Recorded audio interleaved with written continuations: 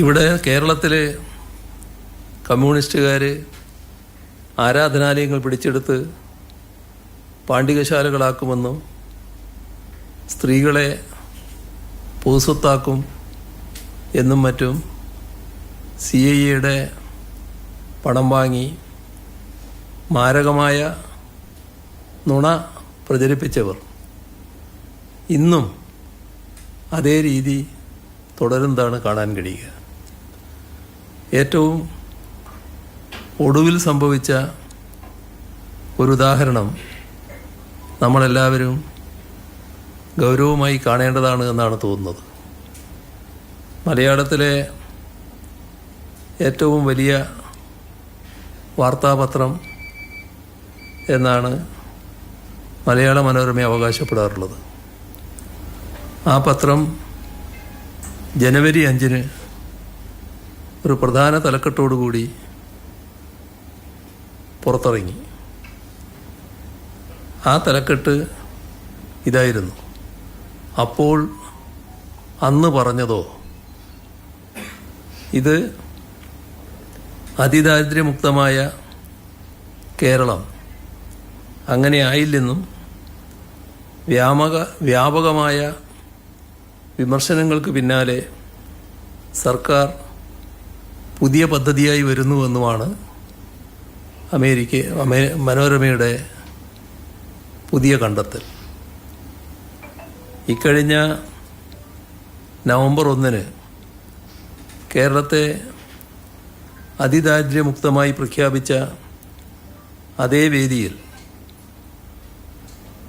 10,000-കണക്കിന് ജനങ്ങളെ സാക്ഷിയാക്കി 2 ചടങ്ങുകളാണ് നടത്തിയത്. ഒന്ന്, അതിദാരിദ്ര്യ നിർമ്മാർജ്ജന പദ്ധതിയുടെ റിപ്പോർട്ട് പ്രകാശനം.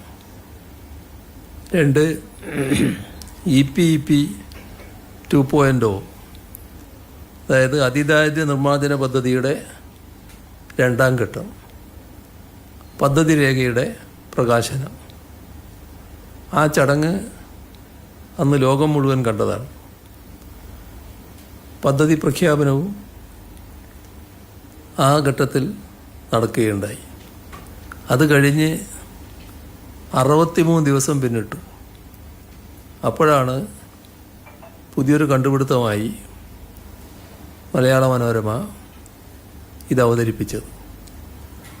അതിദാരിദ്ര്യ നിർമ്മാർജ്ജനം പാളിപ്പോയതുകൊണ്ട് സർക്കാർ 2ാം ഘട്ടവുമായി വരുന്നു എന്ന വ്യാജ പ്രതീതി ഉണ്ടാക്കാനാണ് ശ്രമിച്ചത്.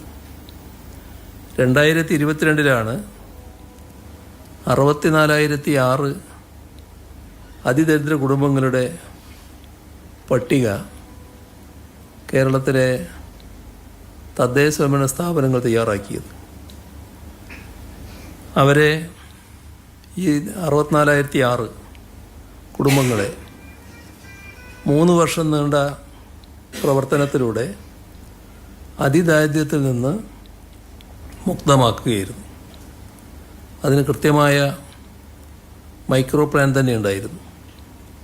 2022 ശേഷം പുതുതായി ആരെങ്കിലും ആ അവസ്ഥയിലേക്ക് പോയിട്ടുണ്ടോ എന്ന് കണ്ടെത്തി അവരെ മോചിപ്പിക്കാനാണ് 2ാം ഘട്ടം. അതോടൊപ്പം ഇപ്പോൾ അതിദാരിദ്ര്യത്തിൽ നിന്ന് മുക്തരായ ഒരു കുടുംബവും പഴയ അവസ്ഥയിലേക്ക് മടങ്ങിപ്പോകില്ലെന്ന്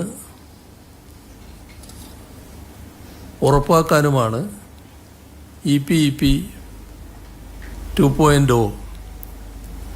ഇതൊരു തുടർച്ചയായ പ്രക്രിയയാണ്. കഴിഞ്ഞ ആഴ്ചത്തെ പത്രസമ്മേളനത്തിലും ഈ കാര്യം എടുത്തു പറഞ്ഞിരുന്നു. പുതിയ ജനപ്രതിനിധികളെ അഭിനന്ദിക്കുമ്പോൾ അതിദാരിദ്ര്യ നിർമ്മാർജ്ജനത്തിൻ്റെ സുസ്ഥിര പ്രവർത്തനങ്ങൾ ഏറ്റെടുക്കേണ്ടതിൻ്റെ പ്രാധാന്യമാണ് ഓർമ്മിപ്പിച്ചത്. പുതുതായി തിരഞ്ഞെടുക്കപ്പെട്ട ഗ്രാമപഞ്ചായത്ത് പ്രസിഡന്റുമാരുമായി തദ്ദേശ സ്വയംഭരണ വകുപ്പ് മന്ത്രി സംവദിക്കുകയുണ്ടായി. അതിൽ അതിദാരിദ്ര്യ നിർമ്മാർജ്ജനത്തിൻ്റെ തുടർ പ്രവർത്തനങ്ങൾ നടത്തേണ്ട ആവശ്യകതയെക്കുറിച്ചും ഈ വർഷത്തെ പദ്ധതി റിവിഷനിലും അടുത്ത വർഷത്തേക്കുള്ള പദ്ധതി രൂപീകരണത്തിലും അത് എപ്രകാരം ഉൾപ്പെടുത്തണം എന്നതിലും വ്യക്തമായ നിർദ്ദേശം നൽകുകയും ചെയ്തിരുന്നു. ഇത് കാണിക്കുന്നത് വളരെ കൃത്യതയോടെയും സുതാര്യതയോടെയും നടപ്പാക്കുന്ന, നാടിനാകെ അഭിമാനം പകരുന്ന ഒരു പദ്ധതിയാണിത്. അത്തരമൊരു പദ്ധതിയെ കരിവാരി തേക്കുന്നത് ഏതു തരം മാധ്യമ പ്രവർത്തനമാണ്? അതിനായി വ്യാജ വാർത്തകൾ ചമക്കുന്നവരുടെ ലക്ഷ്യം എന്താണ്? അപ്പോൾ അതിന് ഒറ്റ ഉത്തരമേ കാണാൻ കഴിയൂ. ജനങ്ങൾക്കെതിരായ രാഷ്ട്രീയ ലക്ഷ്യമാണ്. അതേ മാനസികാവസ്ഥ തന്നെയാണ് വെനിസ്വേലയെ ആക്രമിച്ച് പ്രസിഡന്റിനെ തട്ടിക്കൊണ്ടുപോയ അമേരിക്കൻ ഭീകരതയെ സ്വാഭാവികവൽക്കരിക്കാനും പ്രേരണയാകുന്നത്. അത് നാം തിരിച്ചറിയേണ്ടതുണ്ട്.